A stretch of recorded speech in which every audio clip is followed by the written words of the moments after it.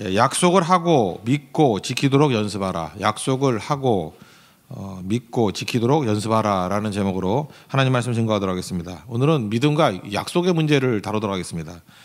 하나님께서 인간을 만드실 때 약속이 가능한 존재로 만들었습니다. 누구도 약속 안 하잖아요. 개하고 약속하는 거 없지요. 소하고 약속하는 거 없지요. 그러니까 인간만이 약속이 가능한 존재고, 특별히 하나님 백성만이 하나님과 약속할 수 있습니다. 그래서 우리를 언약 백성 이렇게 얘기하죠. 그래서 우리가 신앙이 성장하고 우리를 양육한 하나님의 방법 가운데 가장 기둥이 되는 것은 약속입니다.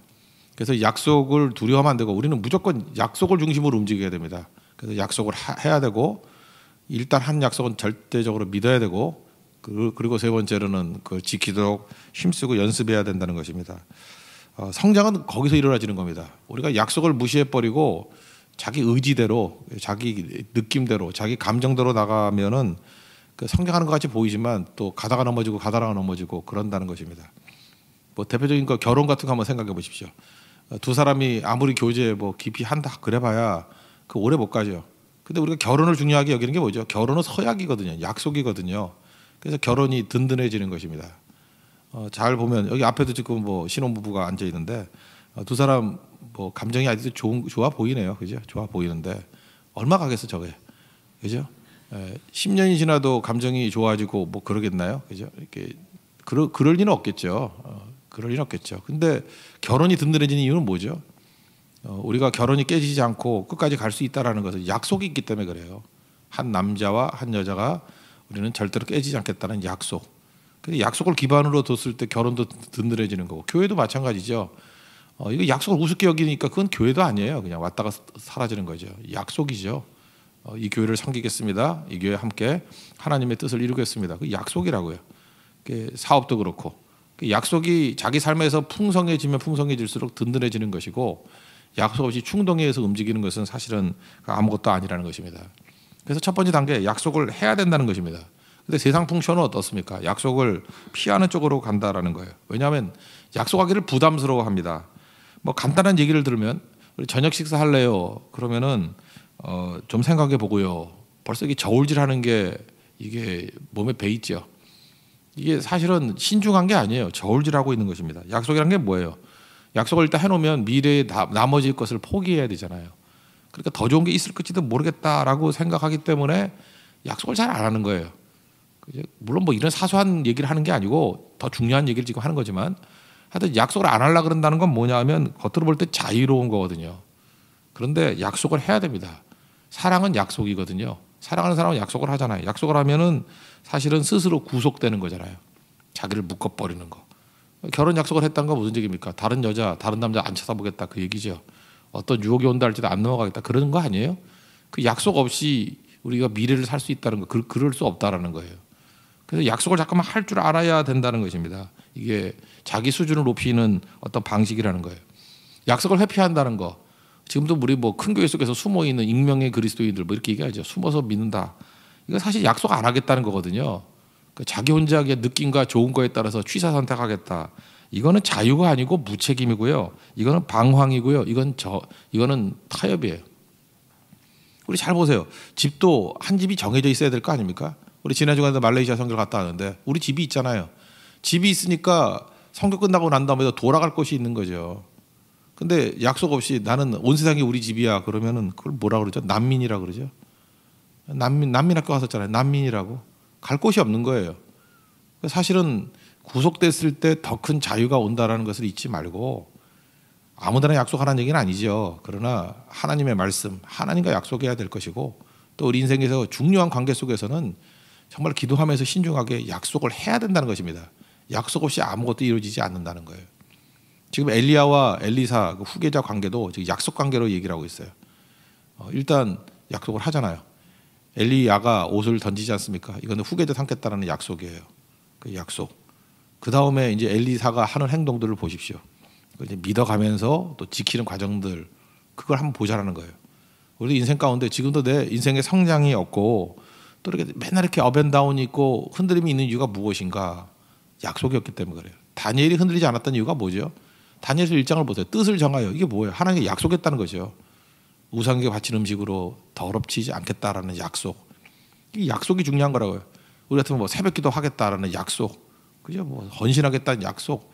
약속 없이 무슨 인생을 살 수 있겠습니까? 약속 없는 건 저급한 인생들이에요. 사회도 마찬가지죠. 이 약속이 이행되는 사회가 진짜지, 약속을 갖다가 아무것도 아닌 것 같이 여긴다 그러면 절대로 성장이 없고 계속해서 혼란만 있게 된다라는 것입니다. 약속하시는 하나님을 붙들고 약속의 인생을 거는 인생 되기를 바랍니다. 그 두 번째는 뭐예요? 약속을 이제 믿는 거죠. 그 후계자로 되겠다 약속하는 게 19절에 보니까 겉옷을 그 위에 던졌다 그랬죠. 내가 이제 후계자가 되는구나라고 엘리사가 생각했던 것 같아요. 이제 믿는 과정이 나오지 않습니까? 여러분, 약속을 믿어주는 것과 무시하는 것, 이거 하나가 땅 차이입니다. 어제도 말씀을 드렸지만 무시하면은 상대를 무시하기 때문에 거기서부터 두려움이 온다 그랬죠. 내가 무시했으니까 또 무시당할 거다. 그 존중하기 시작하면은 평안이 오기 시작합니다. 다 사라져 버리거든요. 존중한다는 게 뭐예요? 뭘 존중하는 거예요? 그 관계를 존중한다는 건 또 다른 말로 약속을 존중한다는 거 아니에요? 그러니까 존중하면은, 믿어주면은 평안이 오고요. 무시하면 무조건입니다. 두려움이 옵니다.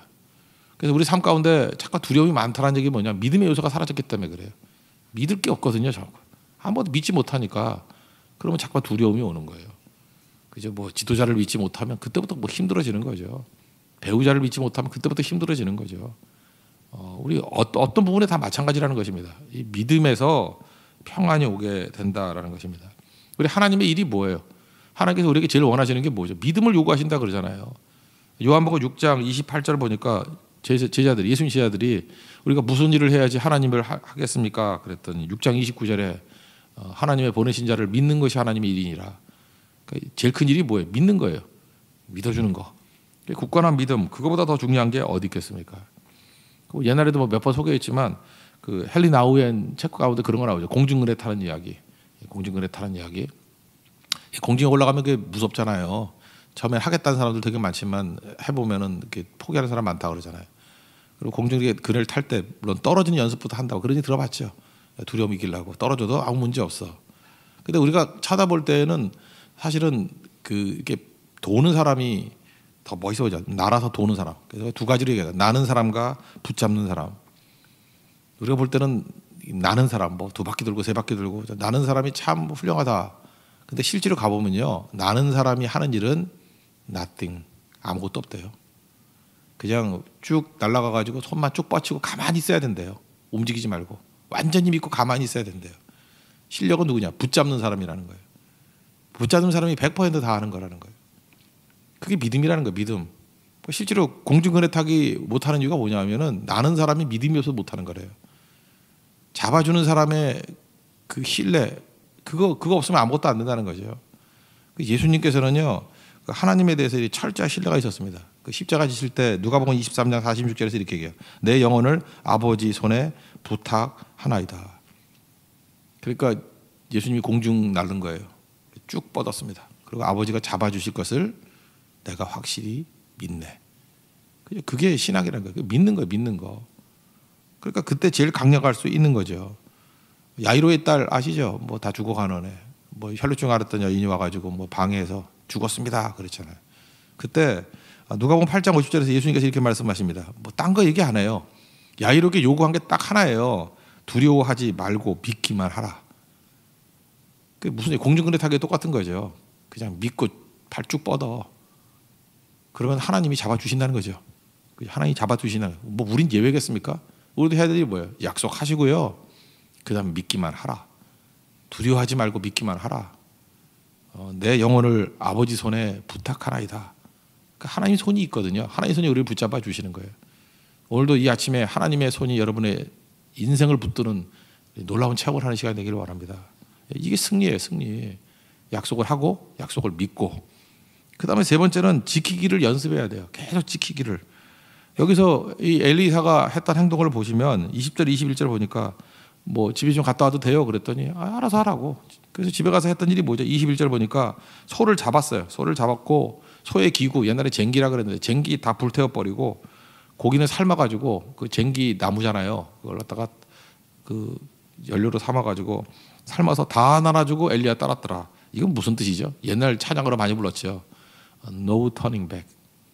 돌아서지 않겠다는 거예요. 우리 엘리사 한번 인생을 보십시오. 엘리사 인생 가운데 뭐 어려움들이 있었겠죠. 엘리야 따르면 다 될 줄 알았을 거 아니에요. 엘리야 따라가지고 엘리야가 나를 제자 훈련하듯이 한 3년에서 한 5년은 가르쳐 줄 거다 이렇게 생각을 했는데 웬걸? 그 엘리야 따라갔더니 옷 집어 던지고 그냥 승천해 버리잖아요. 그때 속았다 그런 느낌 안 받겠어요? 내가 옷 하나 받겠다고 여기 따라왔나? 나 어쩌란 말이야? 이런 거 아니에요? 엘리야가 제대로 양육 못 받았어요. 그때에 이제 집에 가야지. 근데 집에 갈 수가 없었어요. 왜요? 쟁기를 다 불태워 버렸기 때문에. 이게 되게 중요한 거죠. 돌아갈 수가 없어요. 이제 과거로 돌아갈 수 없도록 장치를 마련했잖아요. 이게 엘리사의 위대성이에요. 또 뭐 자기 사역하다 보니까 실수도 있죠. 제가 볼 때 약간 실수예요. 동네 꼬마들이 와가지고 대머리인가 봐. 그죠? 대머리야 그랬더니 열받아가지고 저주해 버렸더니 곰이 와서 다 잡아먹어 버렸어요. 그 마음 편하겠어요? 그래서 저도 대머리지만 대머리해서 열받아가지고 하나님 저주가 그랬더니 진짜 곰이 와서 잡아먹어. 그 요즘 뭐 같아요? 곰이 아니고 뭐 교통사고로 죽었다거나 뭐 이러면은 마음 편하겠어요? 내가 이게 사역자가 맞나? 그죠? 이놈의 입이 문제다. 그죠?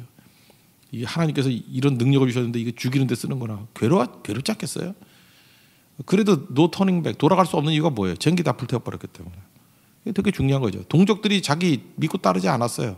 엘리사도 실수 많았어요. 동족 따르지 않고 버림받고 외롭고 그래도 돌아갈 길이 없는 거예요. 왜? 전기를 다 불태워 버렸기 때문에. 노 터닝백.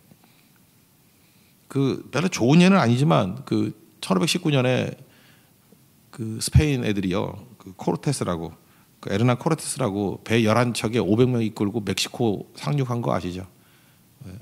아즈텍 문명 무너뜨렸던 그 대표적인 거. 이게 뭐 서양 입장에서는 정복이지만 그 있는 사람 입장에서는 약탈이고 살해죠, 살해. 뭐 그런 대표적인 건데 어쨌든 간에 뭐 그런 역사적 배경은 뭐 가타 부타 얘기 안 하고요. 하여튼 코르테스가 했던 일 중에서 서양 사람들 가운데 회자되는 제일 중요한 얘기는 이거예요. 거기 500명 정도 있던 자기 부하들이 두려워하더라고요. 극심한 불확실성과. 그때 센터가 어디 있었냐면은 본부가 쿠바에 있었거든요. 쿠바로 돌아가자. 여기 어떤 일이 있는지 모르겠다. 그 퇴로가 막혀야 될 상황이 되니까 코르테스가 했던 그 유명한 말이 있어요. 모든 배를 불태워라. 그래서 11척의 배를 불태웠어요. 불태우고 난 다음에 뭐 서양 입장에서는 뭐 그 멕시코 정복한 거죠. 그래서 걔네들 어렸을 때부터 그런 거 배운대요. 불태워라. 배 불태워라. 그러니까 사실은 여기서 요 한 포인트만 본다 그러면 사실은 자기들이 사명을 이루었던 이유가 뭐죠? 테러를 막았기 때문에. 세상에서 하다못해 이 나쁜 짓 하는 사람들도 이렇게 테러 맞고 뭔 짓 하잖아요. 근데 우리는 하나님께서 보내신 사명 붙들고 나갈 때 이 선한 일 아니에요. 그죠? 하나님의 거룩한 뜻을 이루는 거 아닙니까? 그럴 때 모든 배를 불태워라. 돌아갈 길 남겨두는 거 그거는 그리 좋은 일 아닌 것 같습니다. 철저히 붙들고 나가는 거죠. 요즘에 뭐 재밌게 끝났던 그 드라마 있죠. 미스터 션샤인. 거기 보니까 두 가지 개념이 딱 하나 들더라고. 꼭 그 작가가 그 주인공이 총을 들고 있으면 꼭 총알이 한 발만 남아. 한 발만 남아. 제가 지난번에 보니까 그 일본군에게 쫓길 때 총알이 한 발 남았어. 그랬더니 미국 영사관에 땅 싸가지고 그 군인들이 나와가지고 대치시켜가지고 뭐 살아나는 방법. 마지막 해도 보니까 총알이 한 발 남았더라고. 그 한 발의 총알을 가지고 그 주인공 여자 주인공 그 살려주려고 기차 그 칸을 쏴서 떨어뜨리죠. 자기는 죽고 여자 쪽은 살리고 뭐 그러더라고요. 나 그거 되게 기분 나빴어요. 그 영화가 뭐 드라마가 뭐 그런 게 다 있나? 뭐 여자 하나를 살려 남자 셋이 죽고 여자 하나 좋아하고 뭐 남자만 다 죽고 이게 뭐냐? 뭐 우리가 수 버리냐? 뭐냐? 뭐 이런 생각이 들었는데 어떤 사람이 해석을 기가 막히게 하더라고. 거기서 그 고혜신이라는 여자가 조선이래. 그 상징이래요. 그죠? 이 조선이라는 걸 살리기 위해서 여러 부류의 사람들이 희생하고 남기고 미래를 붙들었다. 그렇게 해석하니까 또 해석이 되더라고. 어쨌든 간에 그 모든 그 흐름에 있어서 핵심을 잡는 게 뭐냐 하면은 마지막 한 발이에요. 우리 속담에도 그런 말 있잖아요. 화살 2개 가진 사람이 화살 1개 가진 사람을 당할 수 없다고. 그 화살 2개는 뭐죠? 이거 안 맞아도 또 있어. 우린 이게 보험 개념 아니에요. 그죠? 이게 세컨 찬스 얘기하는 거 아니에요. 또 2가지 다른 대안이 있는 거 아니에요. 근데 대안이 많아가지고 이기는 자가 아니고 사실은 한 길밖에 없는 거예요. 주님밖에 없습니다. 난 돌아갈 길이 없습니다. 그게 약속 지키는 거 아니에요? 그 약속 지키는 거. 우리는 항상 주님만 바라보는 한 발 가지고 사는 인생이에요. 우리가 뭐 백수가 있는 사람 이기는 건 천수, 만수 가지는 게 아니라 무수라고 하잖아요. 그죠? 무단수라고 하잖아요. 아무것도 없는 사람. 사실은 하나 붙드는 사람이죠. 하나님 붙든 사람이 제일 강력할 수 있다라는 거. 그런 인생 살아가는 믿음의 종 되기를 바랍니다. 그래서 결혼이란 게 그거죠. 결혼도 사실은 하나밖에 없는 거 아니에요. 한 남자 한 여자밖에 없다. 그래서 강력한 거죠. 마귀는 지금 이걸 깨버리려고 지금 노력을 하는 거 아니에요. 뭐 다른 대안도 있다. 옛날에 이혼하면 대안이 없었거든요. 근데 지금 이혼에도 대안이 있다. 그게 사실 한 사람에게 그걸 건져주는 것 같이 보이는 것 같이 보이지만 아니죠. 현실로 보면은 여러 사람 불행하게 만드는 거예요.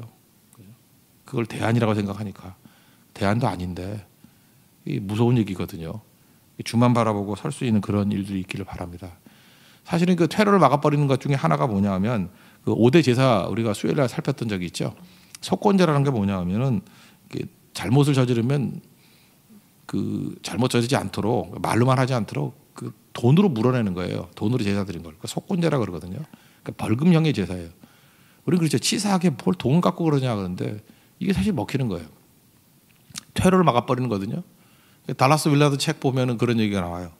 어떤 여자분이 자꾸 분노심을 사귀지 못하는 거예요. 왜냐 아들 때문에. 아들이 잠깐 반항심이 강하고 애가 그 사춘기거든요. 맨날 그 대들고 그 속상하죠. 자기 뜻대로 안 되니까. 자꾸 화를 내고 이 화를 내는 게 좀 도가 넘어서 가지고 막 거품 물고 쓰러지기도 하고 막 그러는 거예요. 이게 문제가 되는 거예요. 그러니까 상담을 할 때 그 분노를 하나님께 맡기고 그죠? 이제 의지하고 화내지 말라고 기도하라고. 그래도 안 되는 여자 안 되더라는 거예요. 계속 분노하고 아들만 보고. 그래서 목사님이 그 남편만 불러가지고 우리 이렇게 하기로 하자고.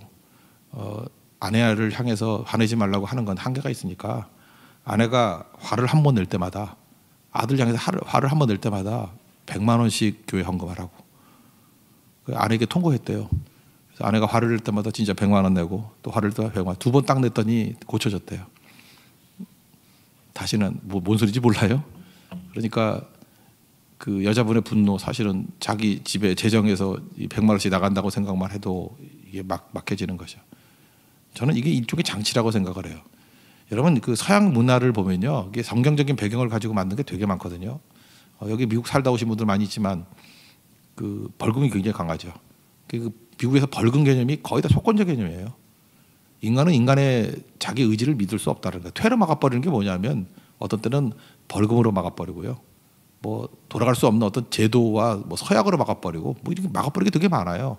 그래서 전체가 목표를 향해서 한 가지로 나아가게 만드는 힘, 그게 능력이라는 거예요. 여러분 우리는 하나님의 약속 붙들고 사는 인생들입니다. 하나님께서 우리를 약속해 주셨고 약속 지키기 위해서 창세기 15장 같은 데 보면은 짐승을 쪼개고 가운데를 지나가는 게 언약이잖아요.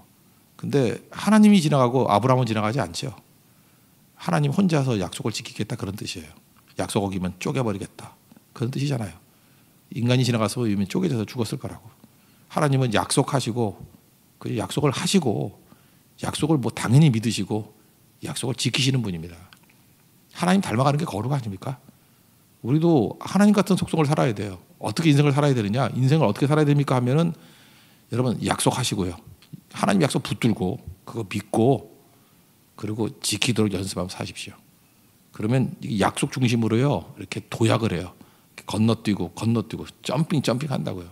도약이 일어난다고요. 그러지 않고 자기 감정이나 자기 의지를 믿고 나아가면요 2발 3발 갔다 쓰러져서 또 제자리, 2발 3발 갔다 또 제자리. 맨날 방황하는 인생, 제자리만 맴도는 인생이 될 수밖에 없다라는 것입니다. 오늘도 성장이 있고 도약이 있고 또 내 인생 가운데 하나님의 별과 같이 빛나는 인생을 살기를 원하시는 분 약속 붙드십시오. 약속하고 믿고 지키는 연습하는 그 승리한 하나님의 종 되기를 축원합니다. 자리에서 일어나겠습니다. 440장 찬송하겠습니다.